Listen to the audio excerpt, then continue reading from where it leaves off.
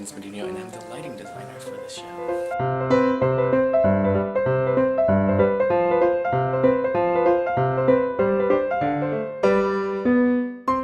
He is a man who was alone, and he was fine with his life. He enjoyed being alone until he met Joe, and ever since he met Joe, his life was completely different, and he realized how important she was to him and how important love was to him.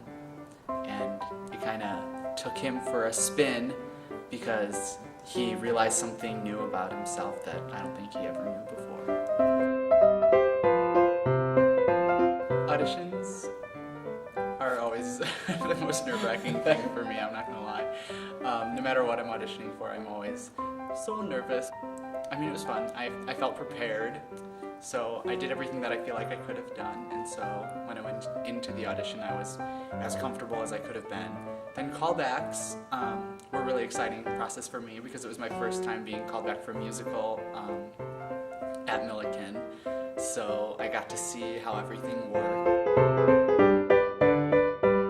Everyone always thinks of Little Women, like if you knew the musical, as Joe's musical, and we've been pushing away from that.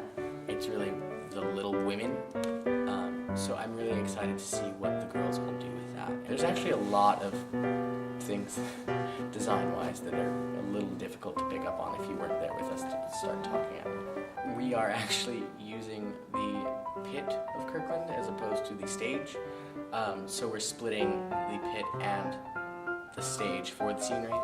And for lighting, we don't have a lot of spots to put lights, and doing that doesn't really help at all.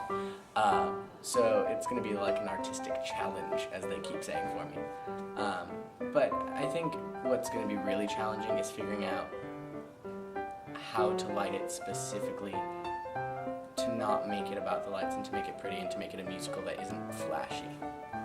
To make it something that pushes the story further than what it's supposed to be by just reading it. Kind of the subtle thing that I'm doing is, since this show flies through so many different seasons and time periods, is trying to create a romanticized environment of that time. So if it was winter, to kind of make it cold in a way, but then make the skyline look a lot warmer. I think one of the biggest challenges for the actors in the show is going to be to really show the time era and how it was. One thing that Denise is having all the actors doing is we're learning like the proper ways to sit and stand, because propriety was a big deal back then, and so it's a lot different than nowadays where we just kind of like slouch in a chair, where everything was very upright and proper.